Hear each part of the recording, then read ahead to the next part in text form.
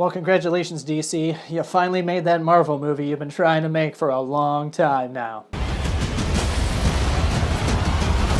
She acts like a robot and he's the captain. Put Patty Jenkins on the job and you'll find love. Look out! Here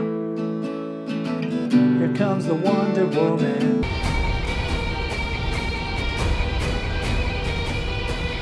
Wonder Woman, the movie. It's finally here. Directed by Patty Jenkins. Writer, director, monster. Gal Gadot is Wonder Woman, as she's been for a while now, and throw Chris Pine in there. Good old Captain Kirk, man. Never get sick of that guy's face. So Wonder Woman tells the origin story of Wonder Woman. Okay, so this movie is about as meh as a summer movie could possibly be. I know it's getting a lot of good reviews. It's good. It's not great. It's not amazing. Nothing from it really stands out, with the exception of Gal Gadot's stunt work, or her stunt person's work, as it were. So I sat down at 7 o'clock on a Thursday night to finally take this movie in, and was very surprised to actually see about 5 or 6 people in like full-on Wonder Woman cosplay. Didn't get a chance to talk to any of them or take any pictures with them or anything like that, but you know, they were there. So obviously this movie's had an audience. And people are going to show up, and people are going to watch this movie in force, whether it's good or bad. I got to say that this movie is probably, it sounds weird, it's the best DCEU movie I've seen, but it was by far the most boring DCEU movie I've seen so far. The biggest problem with this movie, I'm going to say it again, and I've been talking about it for a year and a half or whatever now, that Gal Gadot is not a good actress. There are a few little sparkly moments in her performance here where you can say that she's getting this character and understanding it, but for the most part, every line is just delivered so flat. But the children, they killed the children. It's hard for me to get into it. So thank God for someone like Chris Pine, who has charisma like, not Rock levels, let's not get crazy here, but has a lot of charisma as an actor, and definitely helps. And what's good about the movie is the way that the story is told and the way that it is written. It is not written in a way where Wonder Woman is speaking throughout the entire film. She definitely looks like Wonder Woman. I don't want to take anything away from the imagery itself.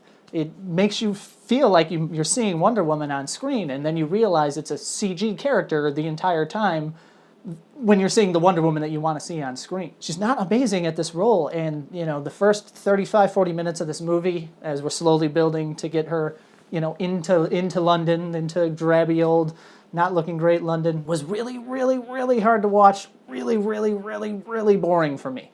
So when she's in her own world, things are slow, it's building, she's not putting some amazing performance out there, it's exposition city for a while, and I get that it's an origin story. So we sit through all of this boring exposition, learning about the Amazons and where they came from. It's interestingly shot, that place is gorgeous, and it is fun to watch and look at, but I was just really disappointed. It's just so slow and boring until we finally get out of there and into World War I. So this is where the movie really starts to take off and shine. We're beginning to introduce the other characters, and as a fish out of water story, from Wonder Woman's perspective, this movie is great. And so from here on out, I feel like I'm watching the movie that I should have been watching the entire time. I think you could have cut most of the beginning of that movie out, sent us to London as quickly as possible, and I would have been a lot more into this movie in the end. So this movie, I think, has some pacing problems as well. It is very slow in parts. It was very boring in parts.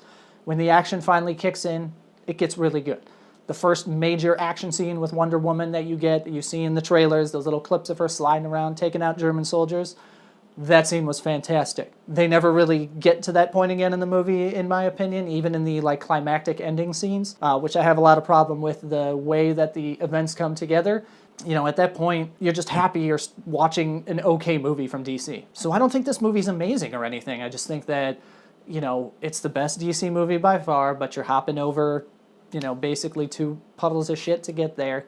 It gives me hope. It does feel like they gave Patty Jenkins the opportunity to just go direct this movie and not get involved in it.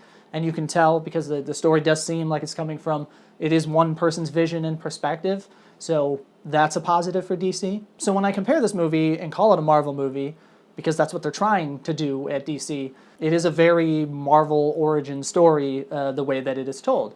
The villain is almost inconsequential and kind of just there to drive the plot at certain points.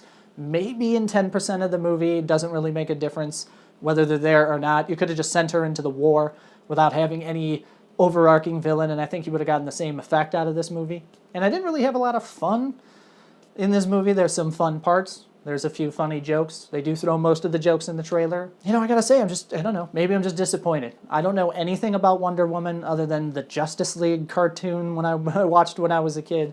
So I'm learning all of this brand new. I don't really know anything about her story. I don't know where she came from. It's really not all that interesting. So it sounds like I'm downing on this movie, and I'm really not.